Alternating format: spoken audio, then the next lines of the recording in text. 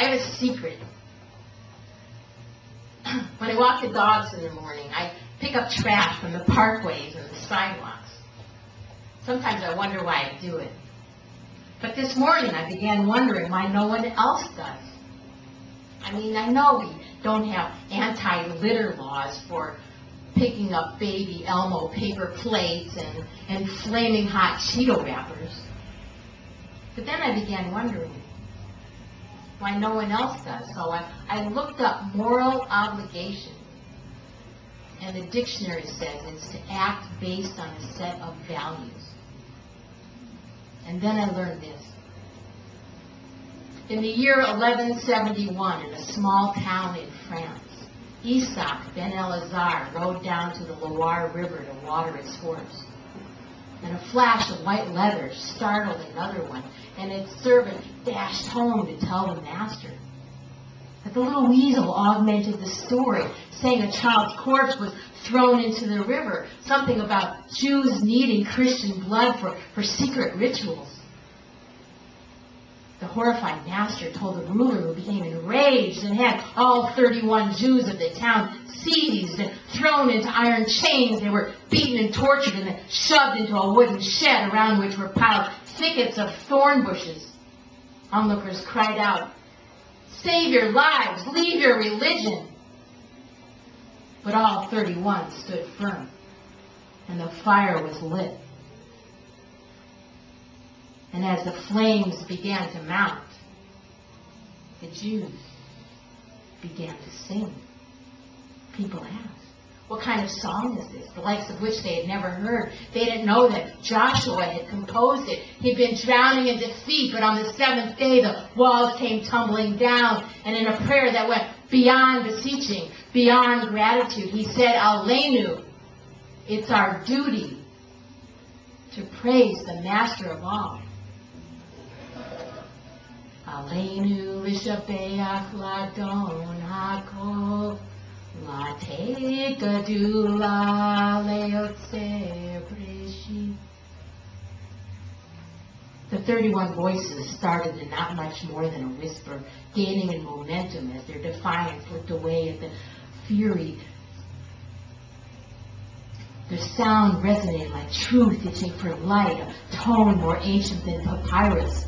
Shelo asanu ki goyei haratot. They were saying they're not like other families of the earth. V'lo samanu ki mishpahot adama. Isaac ben Elazar had just wanted to water his horse, bring 3 ripe oranges home to his children. He wouldn't live to know that they would just be the first caught in the servant's blood libel lie, this need of Christian blood for secret rituals like circumcisions and matzah making. The Jews have murdered a child, sent the blood to each other. They packed it in quills and red-made rills to help her become a mother. V'nachnu korim u'mestachavim u'modim. We bow down and give thanks.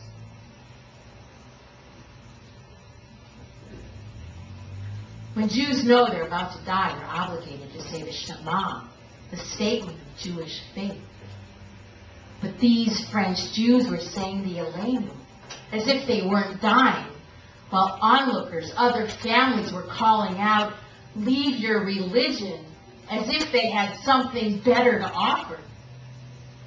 The dichotomy of this moment sears into my brain like a horse swimming upstream, and Isaac ben Elazar is demanding my stance on moral obligation.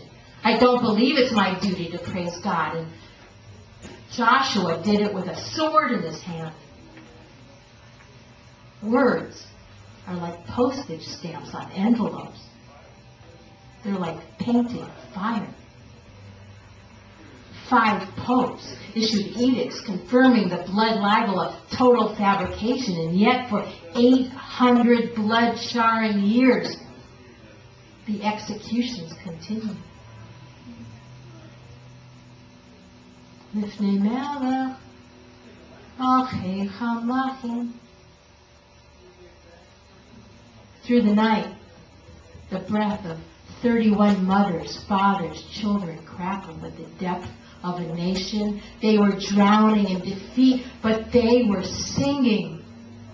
Their bones beveled back to the earth, scoured in repetition, beyond beseeching, beyond gratitude, the sweetness of the melody feathering the Loire Valley with small flashes of white ash, dusting the Chenin grapevines and weeping oaks with the soft crash of lashing embers. And no, I don't believe it's my duty to praise God. But I know this.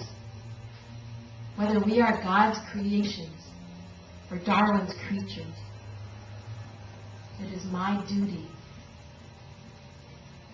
to pick up trash without judgment and to say the Aleinu for Isaac ben Elazar.